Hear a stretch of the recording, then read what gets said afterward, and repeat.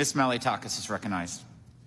Thank you all for being here. This is an incredibly important discussion that needs to be had. It needs to be exposed, and we must all work together to find solutions. I find it incredibly disturbing, disheartening, heartbreaking to see the anti-Semitism that is occurring right here in this country, in the United States of America, full on display. And you know what? It's college campuses, but it's larger than that. I mean, we're seeing it. Institutions that were respected, right? The United Nations, for example, Congress, colleges and universities.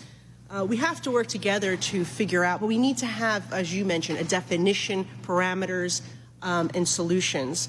I think that some of the things that we've been seeing for this next generation, certainly on our college campuses, are disturbing. And we've mentioned a few of those horrific threats, assaults, incidents that have happened in universities. University of Maryland may have been one of the worst, referencing Holocaust 2.0. But some happening in my own state of New York, unfortunately too many of it. Cornell University, thank you for coming today and your bravery to speak. You are very impressive, and I imagine we're going to see great things from you in the future. But looking at what happened at Columbia University when an Israeli student was attacked outside the library, hundreds of professors signing a letter supporting Hamas's terror. NYU, Cooper Union, Jewish students had to be locked in a library for their own safety. We can go on, and one of the worst examples that didn't happen after October 7th, but before, was at City University of New York.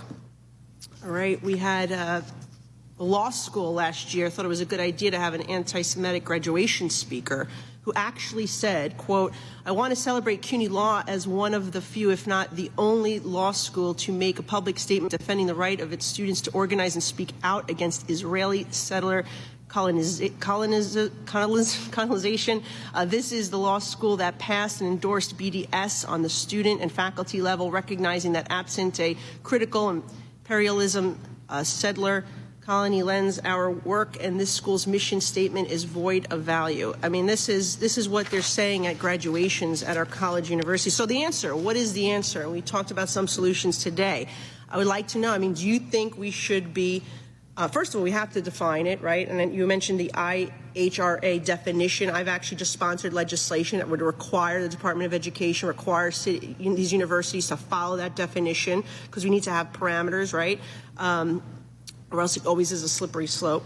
But I think we need to use that definition and then go after these institutions and strip federal funding from colleges and institutions that allow, that fund, that facilitate events that promote anti-Semitism, or have professors that teach it to our young people.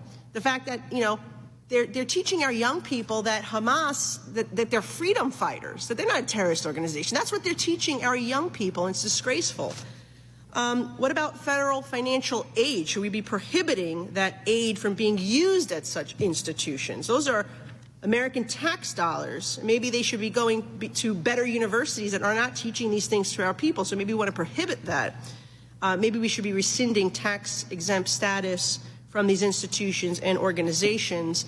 And maybe we should be looking to see if these are any foreign students that have a student visa, maybe it should be revoked if they are participating in this anti-Semitism on our college campuses. Would love to hear your responses to those 4 ideas, and we'll start with you, Ms. Dror. Like I said before, I'm not a legal policy expert, so I'm going to defer to the actual legal policy experts, but I'm... Mr. Lehman. Yeah, thank you. As we've been discussing, Title VI enforcement does actually invoke several of those remedies in terms of financial penalty. That has to be a part of the equation. Let's use what we have available.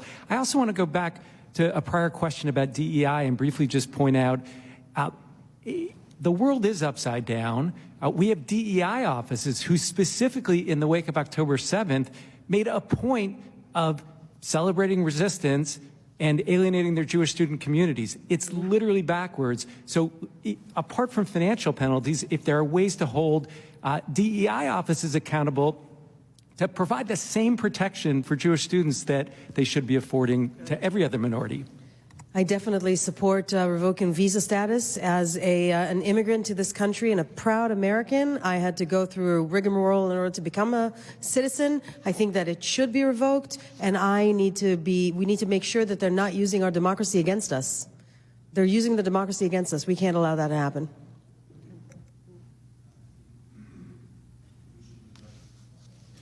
We should do as much as we can.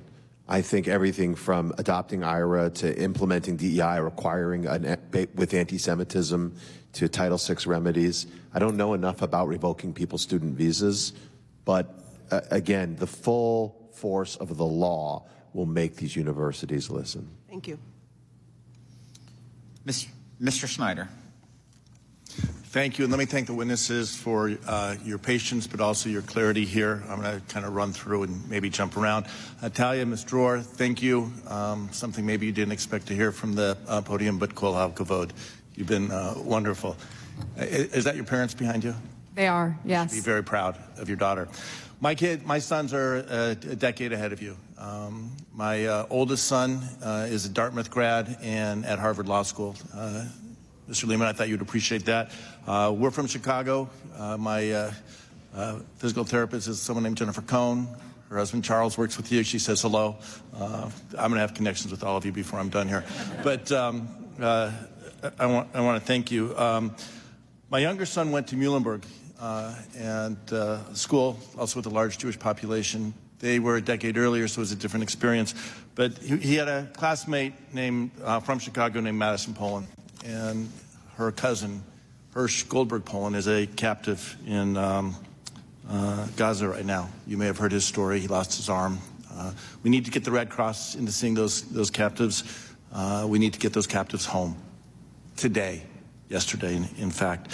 Ms. Tishby, you touched on the fact 240. The youngest one is, was taken at 9 months, is now 9 months, yeah. 10 months old. 10 months old. And also... Wait, don't take this is my story. And I'm teasing. But he's not the youngest one anymore. I know. There was a woman who was 8 months pregnant when she was taken captive. Yeah. And we believe that she has now given birth. So the youngest captive is someone who is, God willing, alive, and yet has spent every day of that baby's life a captive of Hamas and must be able to come home. Bring them home. Bring them home. One of my colleagues mentioned that anti-Semitism wasn't an issue when we were in school. I went to school a long time ago, 40 years ago, at Northwestern, which I'm going to come back to in a second. Anti-Semitism has always been an issue. It just hasn't always been front and center. It hasn't been open and hasn't been so accepted. And today, not only is it open and accepted, and I take this term from someone I saw screaming about it in the UK, it's fashion.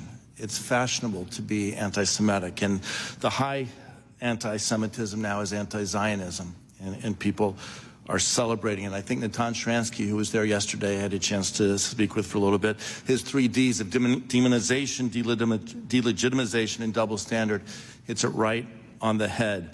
And Dr. Shanzer, last time we were together, I did a march through history going back to the 3,000 years that the Jews have been in the land of Israel. I'm going to go to the reverse area, and this I will start with Ms. Tishby. Israel was created what year? 1948, reemerged. And Google is a wonderful thing. Your grandmother was the founder of a kibbutz, Degania. What year was Degania created? Degania was created in 1910.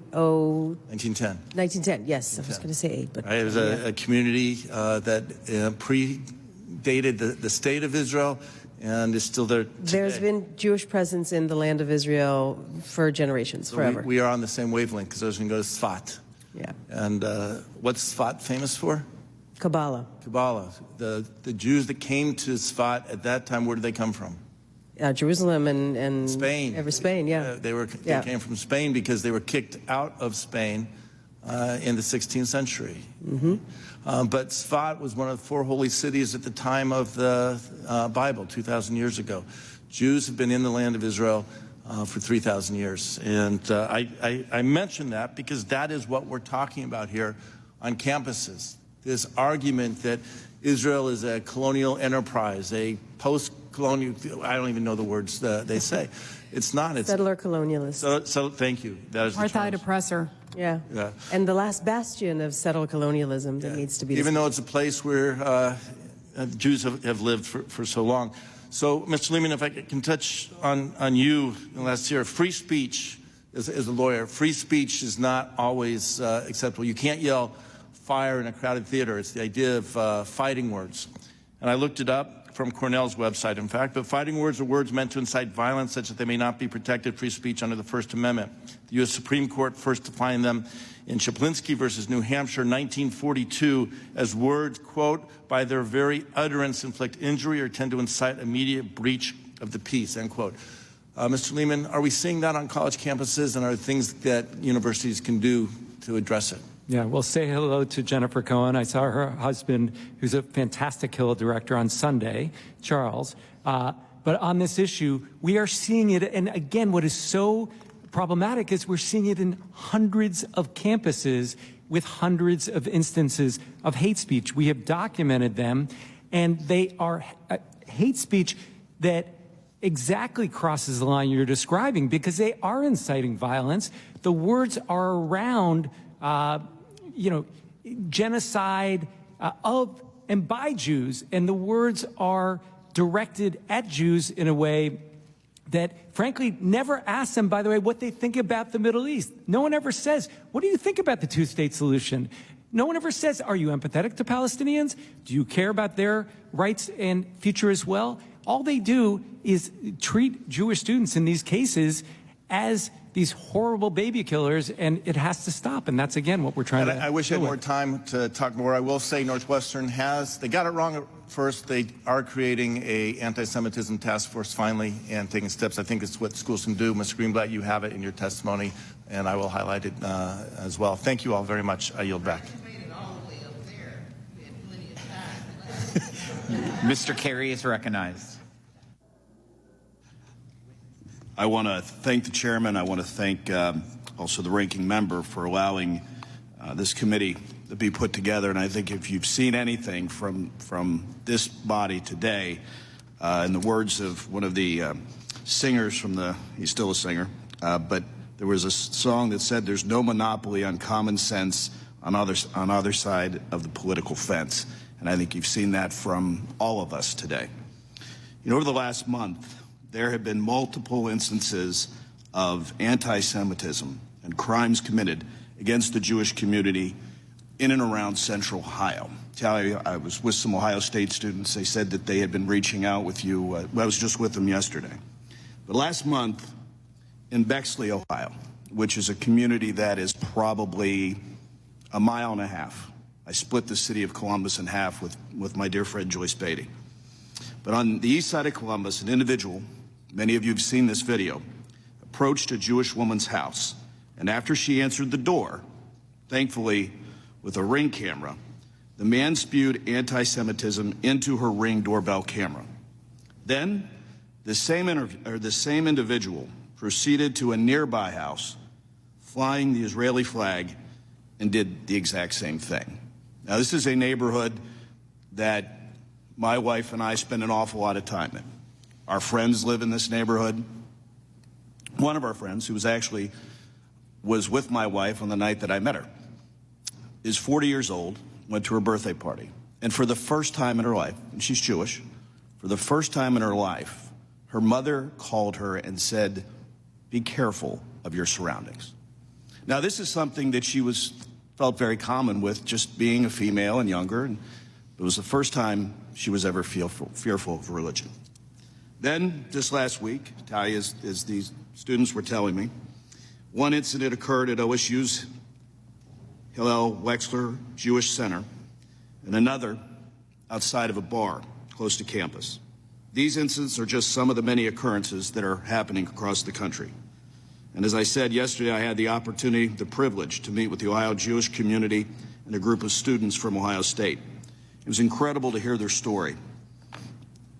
I worked with several members of my delegation from Ohio, and we have just sent a letter to the acting president. And one of the things that I've seen is a lot of these universities, while they've made statements now, waited a little too long to do that. But I will say I applaud what Ohio State has come out and done. We have 3,000 Jewish students at Ohio State, and I do applaud their efforts. One thing that I have found interesting, because we have a very big Jewish community in the 15th Congressional District, were the calls that we're getting in our congressional offices. Now, you would think they would be individuals that were just concerned about what is happening in the world today, but I've kind of seen the body politic from a different view for many, many years. These are push calls. These are individuals that are called, and they are given a script and immediately told, press 1 if you want to complain to your congressman. Now, I only have a minute and a half, and I apologize I went on a little too long, but Dr. Shanzer, who do you think might be paying for these calls that say that my staff is working for the Israeli government?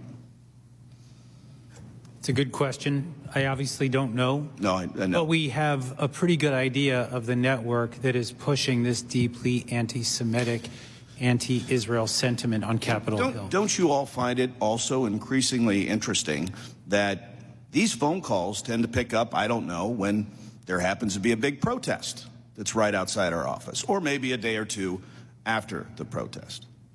So the coordination of these entities, as you pointed out, is very clear. We've got to stop the money, and we've got to push back on college campuses that don't stand up for our students. And with that, Mr. Chairman, I yield back. Mr. Panetta is recognized.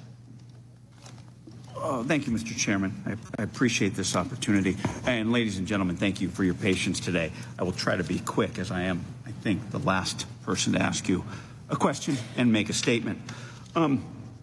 I was part of the first congressional delegation to go into Israel on the Tuesday after the Saturday attack. We were there in the Middle East to talk about peace, and unfortunately we left talking about war. We were able to go into Israel by driving across the border from Amman, and we were able to speak to the leadership and to a few victims on that Tuesday after that Saturday bloodthirsty attack. Obviously, I felt the trauma, and will always remember the determination that was evoked from this attack, and will continue as we get through this. But yesterday, members of Congress had the opportunity to then view the 45-minute compilation of videos from this attack. And as you can imagine, it absolutely was horrific. And I was telling somebody about this opportunity to do that, and they asked, what were some of the images that stand out with you? What images didn't stand out with me? Hardly any. But a couple that come to mind were obviously the father who was killed in front of his two sons with that grenade, a video of a blood trail throughout a house that just seemed to go on and on and on. And it just makes you think, why were they dragging this body throughout the house?